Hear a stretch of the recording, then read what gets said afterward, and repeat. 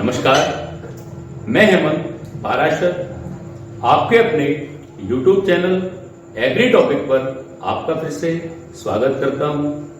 पिछले वीडियो में आपने और हमने बाष्पोत्सर्जन के विषय में सीखने का प्रयास किया था। आज का टॉपिक है हमारा जैविक खेती। तो आइए आप और हम जैविक खेती के बारे में सीखने का आज प्रयास करते हैं। सबसे पहले क्या होती है जैविक खेती? जैसा कि नाम से ही पता चल रहा है हमें, जैविक मतलब जीवों से प्राप्त वस्तुओं का जिस खेती में उपयोग किया जाता है वह खेती जैविक खेती कहलाती है। जैविक खेती में हम जैविक खादों का, जैविक कीटनाशकों का, जैविक रोगनाशकों का, जैविक खरपतवार नाशकों का ही उपयोग करते हैं। इस खेती में हम रासायनिक दवाओं के उपयोग को बंद कर देते हैं। इन खेतों में हम रासायनिक कीटनाशक, रासायनिक रोगनाशक, खरपतवार नाशक इन दवाओं का उपयोग नहीं करते। जैविक खेती में हम केवल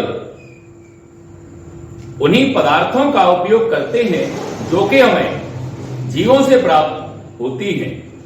जैसे कि हमें कीटनाशक दवा बनानी है तो नीम की पत्तियों का पानी बनाएंगे, हम तंबाकू का घोल बनाएंगे, उससे कीटों को मारेंगे, रोगों को मारेंगे। यदि हमें खाद का उपयोग करना है,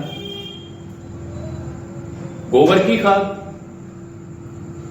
वर्मी कंपोस्ट, हरी खाद, पिट कंपोस्ट। पिट कंपोस्ट का मतलब होता है, जैसे आपने नारियल को देखा होगा, नारियल का जो रेशा होता है ऊपर, उस रेशे को सड़ाने के बाद एक खाद तैयार की जाती है।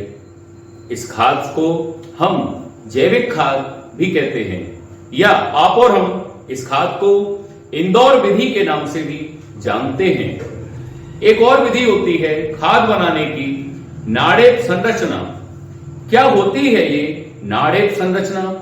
ये ईंटों का बना हुआ जालीदार गड्ढा होता है, जैसा कि आपको दिखाई दे रहा है।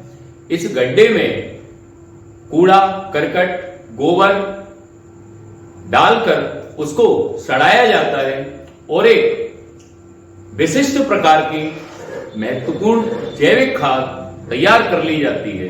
ये खाद काफी उपयोगी साबित होती है।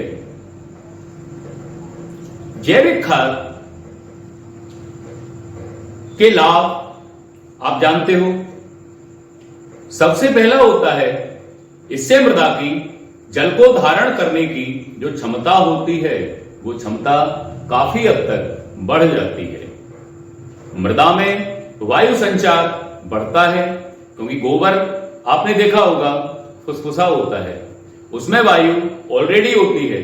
जब वो गोबर मिट्टी के अंदर जाता है तो मृदा की जल को धारण करने की क्षमता को तो बढ़ाता ही है, साथ ही साथ मृदा में वायु संचार को भी बढ़ा देता है।